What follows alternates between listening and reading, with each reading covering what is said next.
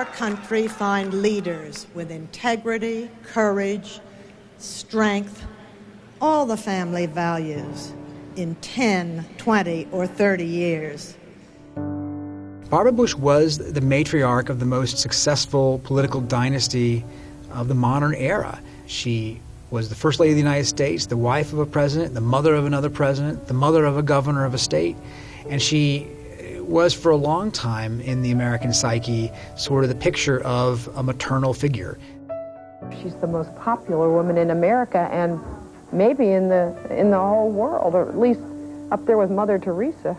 But she was a much more interesting and sophisticated player than that. She was witty, sometimes acerbic, smart and sharp. When I was campaigning for governor, I would tell people of Texas I had my daddy's eyes and my mother's mouth. You should be so lucky. Barbara Bush was not a political player in the sense that Hillary Clinton was. She didn't shape policy. She didn't screen staff the way Nancy Reagan did. She had a smart ear for politics.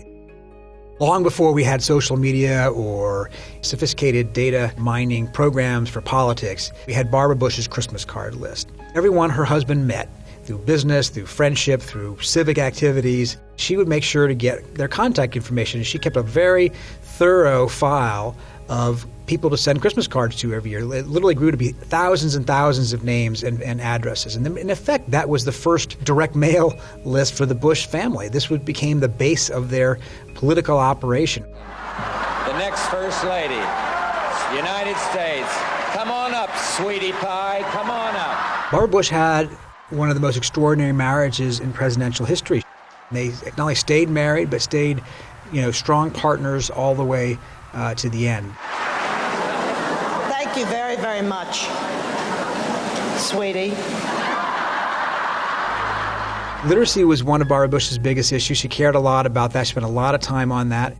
She also spoke out on issues like AIDS and made clear that she was for abortion rights, even though that was against her husband's political positions.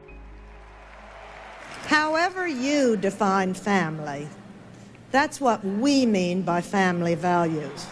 Barbara Bush was a strong supporter of her children, obviously, but she was also very honest when she thought that they were biting off more than they could choose. When George W. told her that he wanted to run for governor of Texas, she told him flatly, no, you shouldn't do it. You're going to lose. She turned out to be wrong. Similarly, when Jeb Bush started making noises about running for president in 2016, she publicly said she didn't think that was necessarily a good idea. Didn't we have enough of Bushes at this point in public life? She later, of course, recanted and said, of course, she supported Jeb. And she was out there on the trail for both of her boys. But we have other children. Maybe we have the first girl president. Who knows? Mom, I hope you're not announcing your candidacy. Oh, yes. She drew a lot of admirers across the country for her straightforward but always honest way of dealing with the role that she had been assigned by history. Who knows? Somewhere out in this audience may even be someone who will one day follow in my footsteps and preside over the White House as the president's spouse, and I wish him well.